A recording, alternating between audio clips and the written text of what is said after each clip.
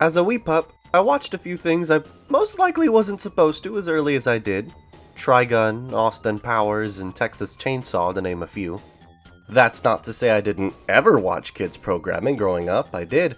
But being a kid in a lower working class family in the early 2000s meant it was mainly through hand-me-down VHS tapes. You know, shit like Rugrats, Brum, and Thomas the Tank Engine, with both Ringo Starr and George Carlin's narrations. Bill and Ben are tank engine twins. Twins who eat each other's feces. But out of all the taped shows and movies we owned over the years, there was one that always stuck out to me. Like a sore thumb that you keep messing with because you kinda like the pain. Don't think I'ma hide it. You read the title. You know we're talking about fucking Gumby. For those of you who have no idea what the hell I'm talking about, and that's a good chunk of you, stop lying. Gumby was a show created by a Mr. Arthur Clokey in 1953. The show ran until 1969, got a revival in 82, and a movie in 95, whose animation consultant was none other than John R. Dilworth, who moved on a year later to create Courage the Cowardly Dog. The movie had a budget of $2.8 million and made barely over a fraction in return. So, it flopped. Regardless of its financial failures, this is the movie that introduced me to the concept of claymation, and it, as well as a few other items, such as Wallace and Gromit and Corpse Bride, are what helped me form my appreciation for claymation as an artistic medium. It's also really fucking weird. Which is why I wish to forcefully nab it from the grave of irrelevancy and take a look at it with y'all today. Since the formula I used in the Uncut Gems video worked well enough for me, we'll use it for this film, and probably other film videos going forward. That said, let's start with the one thing Gumby is known for usually lacking. The plot. The film starts off with an alien watching an episode of Gumby on the moon. Sure? The camera then tilts up to show a gray slab of clay splitting into two. One green, one red, which are Gumby and his pony pal Pokey respectively. This to me, out of all the weird shit there is in this movie, makes the least sense. In the show, it was presented that Gumby and his friends are just toys mucking about in a department store, playing off Toy Story rules a whole 40 years before they were even established. That's right, Gumby walked so Woody could run. But here they're just aliens now. Whatever. The green and red Titanite slabs float off to Earth and fly over a Gumby-themed Micro Machines diorama, kinda reminiscent of that one old HBO opening. They, I'm assuming, break into a toy store, and Pokey, voiced by Art Clokey himself, lands by Gumbasia? A Gumbasia clay set. Gumby keeps flying and Pokey curses himself for landing so early. A couple of new characters, named Thin and Fat Buckle, voiced by Manny LaCaruba and Charles Farrington, and their dog Lowbelly drive around the corner and put up a poster for their rock concert. Fat Buckle asks Pokey to remind Gumby about rehearsal at their barn, a request that's met with the sickest of burns. Maybe if I feel like it. Thin and Fat Buckle drive off while Pokey sets off to find Gumby. We see Gumby, voiced by Charles Farrington, cleaning his dad's fire truck, then skating off right as Pokey walks around the corner, just missing him. Pokey then looks up a fire pole and gets ground pounded by Gumby's dad, followed by a nearby fireman doing this. Yeah! We are then treated to a few atmospheric shots of Pokey still looking for Gumby, complemented by an equally atmospheric and honestly really nice mid-eye track. In fact, most of this movie's soundtrack is made with mid-eye, but it's the good mid-eye, like Final Fantasy VII and Doom, not the weird shit like that cursed cover of My Time Is Now.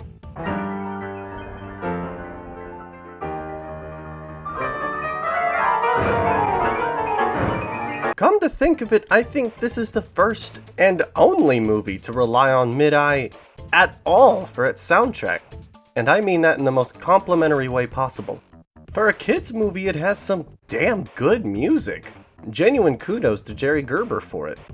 Here, have a listen and decide for yourself.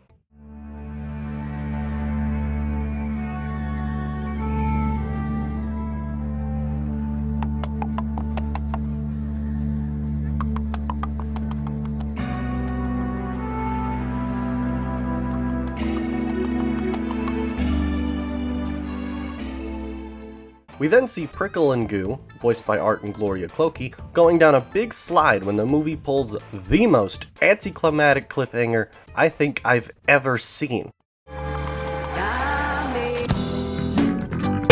The three get mixed up and go to the hospital to be thrown in the MacGuffatron to be split apart, and just look at their faces of pure pain and agony.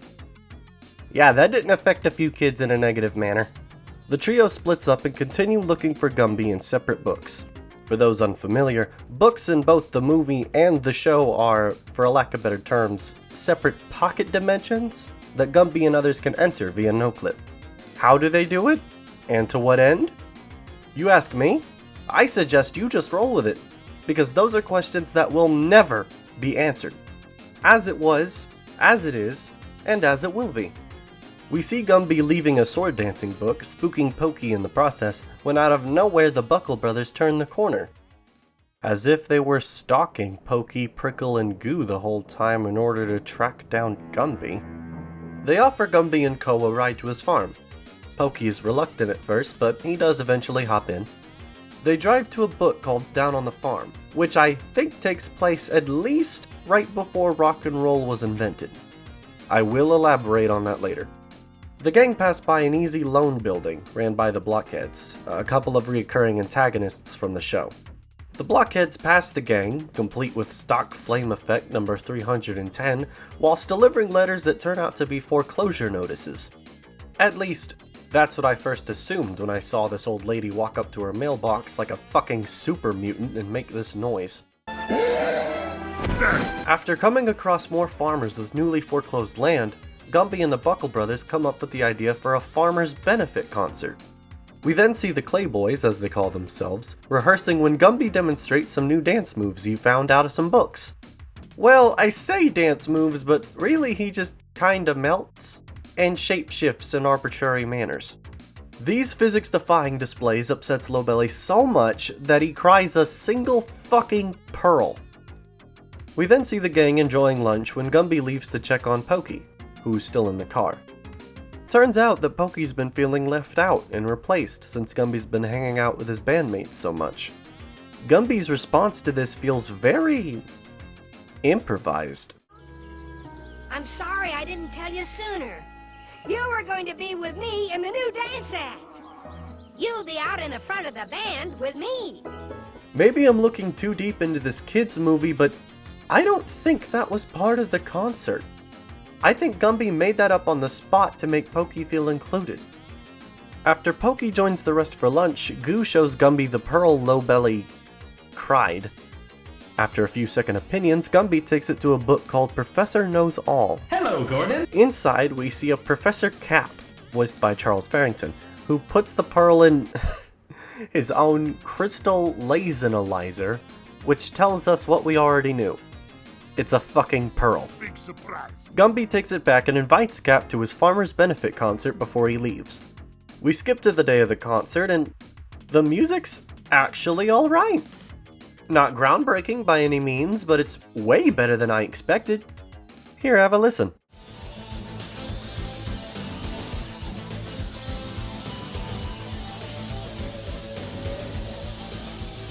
We then see Cap, Prickle, and Goo dancing like Skyrim NPCs to the music. This music does things to my brain. It makes me feel funny all over. Don't ever say that to me ever again. Cut to Lowbelly sitting on his own and the Blockheads not too far away enjoying the concert when we see Gumby and Pokey fucking melt, making Lowbelly cry more pearls. The Blockheads take notice of this and devise a plan on the spot to record the music with their stereo, then kidnap Lowbelly to essentially perform that one form of torture from The Walking Dead. You know, the one where a dude's locked in a dark room while someone's playing a song over and over until he snaps. And it's all explained without saying a word. It's impressive, really. This is going to rock the scientific world. After the concert, the gang goes to a diner for lunch, which doesn't allow pets. This gives the Blockheads the window of opportunity they need to snatch Lowbelly. They take him to the book about robots and electronics, where they pull a Terminator and scan Lowbelly's genes to place on a robotic template to take his place, so that Gumby and company don't suspect anything. Gumby steps out to give Lowbelly some cookies, unaware that he's been replaced with a synth that doesn't need to eat. On the way back in, he's scooped up by a waiter bot and brought to a man called Lucky Claybert, voiced by Charles Farrington. Wow, this guy's got a lot of vocal range, holy shit. However, that is because I just now, 7 pages into the script, found out that Charles Farrington is just an alias. His real name is Dallas McKennon, and he's been in several classic Disney movies and even has a cameo in Alfred Hitchcock's The Birds. Back to the movie, Lucky is a talent agent who enjoyed Gumby's concert so much, he wants to help him and the Clay Boys make it big in the music game. This is where the tidbit I mentioned about the book they're in, down on the farm, taking place before rock and roll is kinda sorta not really important. I think the reason Lucky liked Gumby's music so much is because before that concert, rock and roll hasn't gotten off the ground and hit the mainstream in this book yet. Meaning that by performing his concert, Gumby has caused a butterfly effect and royally fucked the original timeline of this book without even knowing it. Or maybe he does. Maybe it was all a deliberate act of pure malice and chaos. Maybe he's done this before. How many books has this madman ruined with his meddling of their written events? Meanwhile, back at the Institute, the Blockheads use their recording of Gumby's concert to get Lowbelly to cry more pearls. But to no avail. They conclude that Lowbelly will only respond to a live performance, so they prepare a plan to snatch the entire band. We then see these two, Tara and Ginger, voiced by Patty Morris and Alice Young, spying on Gumby's barn when they see Lucky pull up and head inside. Lucky greets Gumby as they head to his quote-unquote office, followed by slightly unfitting triumphant music.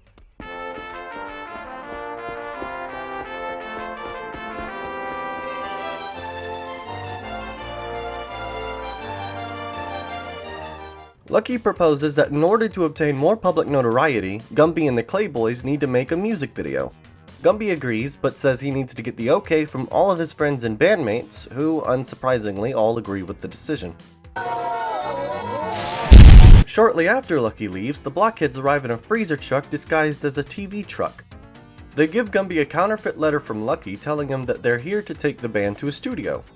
Gumby stays put to get some equipment together and sends Thin, Fat, and No Buckle before him. Oh yeah, I forgot, this is No Buckle, with I think the only uncredited voice talent.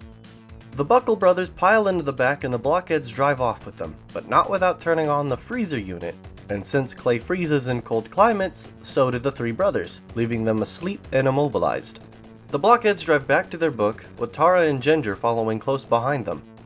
The girls see the Blockheads carting the Buckle Bros into their lab and follow them inside, where they witness the Blockheads making synth copies of the 3 and storing the real ones in what seem like one of many stasis rooms, implying that they've done this on several occasions. They then send Metal Thin Buckle with the truck to go pick up Gumby and bring him back to be duplicated. Meanwhile, Pokey Goo and Prickle are working the garden while Synth Lowbelly chases a chicken, then bumps into a wheelbarrow full of manure. While this is happening, Metal Thin Buckle shows up, snatches Gumby, and takes him back to the Institute. We then see Prickle throwing Robo Lowbelly into a tub of soapy water, making him short out, revealing to the gang that he was a synth all along. Prickle insists that they inform Gumby, so they head to his car, but it won't start. So Prickle sends Goo to try to call Gumby while he and Pokey try to fix the motor. Cut to Metal Thin Buckle carting Gumby inside the Institute so he can be scanned, replicated onto an endoskeleton, then stowed away. But not before this odd little exchange. Looks like Gumby needs help, Tara. Ginger, don't worry. Gumby can take care of himself. Just wait and see. What the fuck do you mean he can take care of himself? He's frozen solid and unconscious. He's fucking gone, dude. Anyway, the Blockheads assemble all the synths with their instruments proper, but their performance is less than adequate.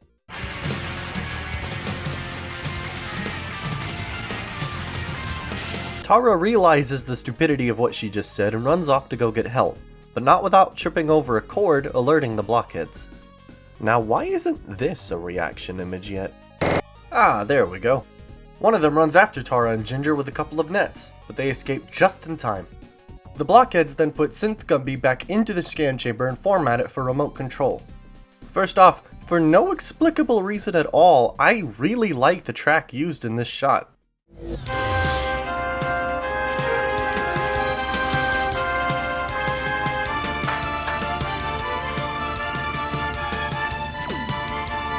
And secondly, I feel like there was a missed opportunity here for the Gumby robot to have his eyes turn red for this scene.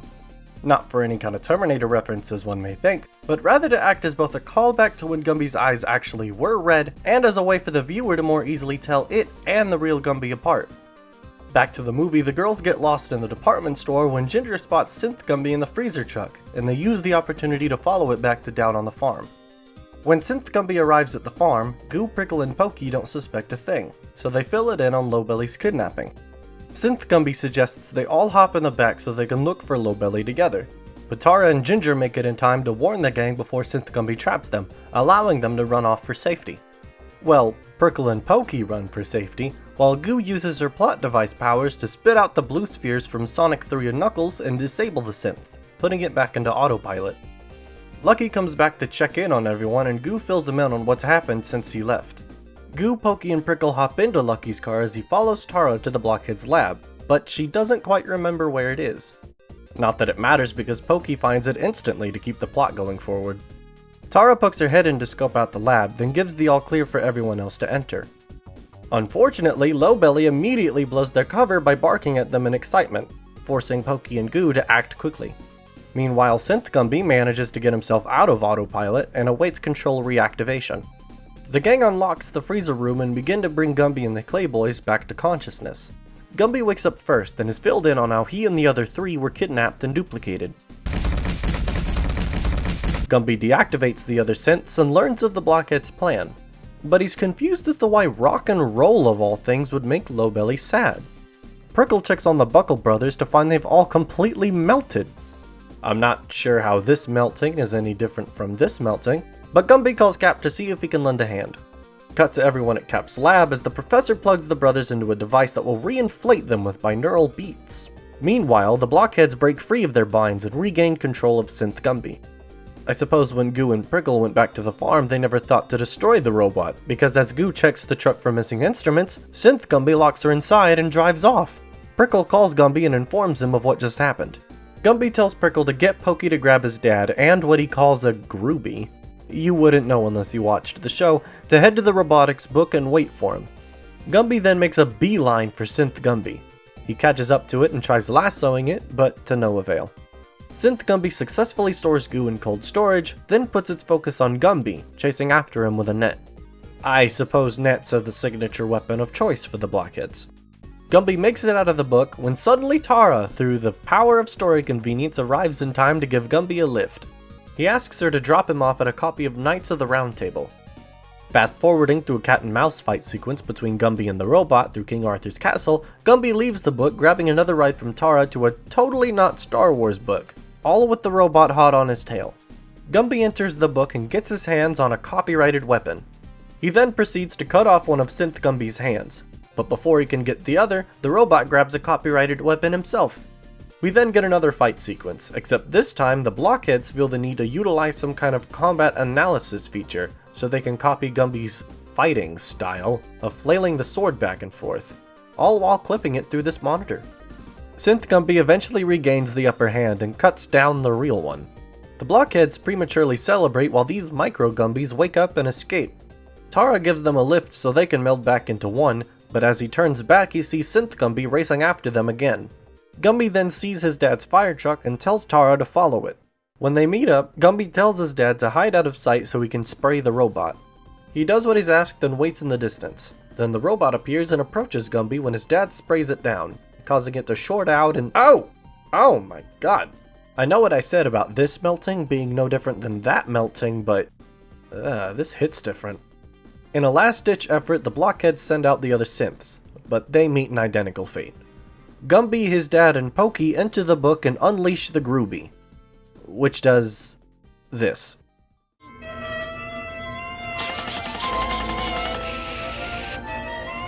Situation impossible. I don't know, he did it in the show.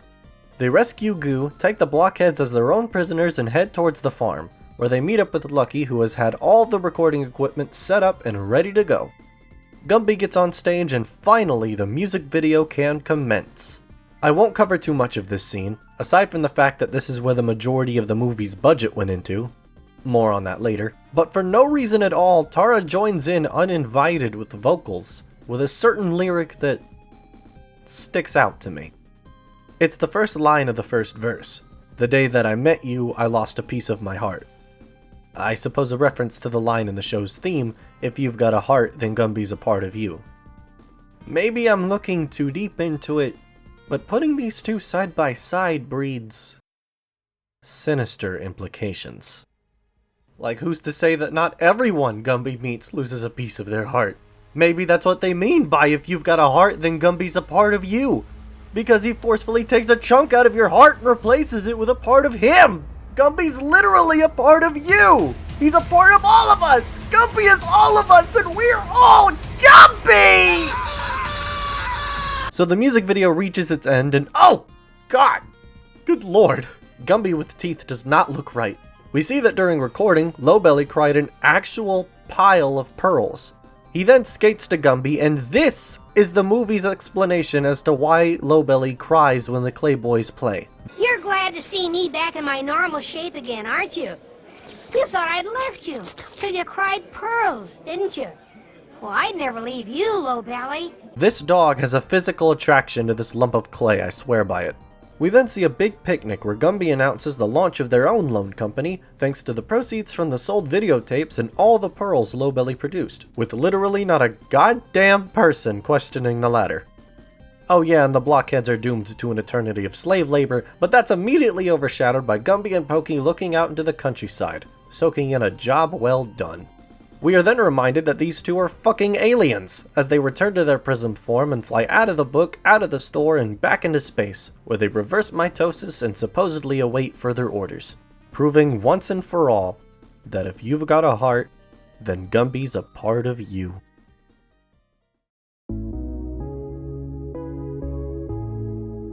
The story was certainly a few bars higher than any episode in the show, but that isn't saying much.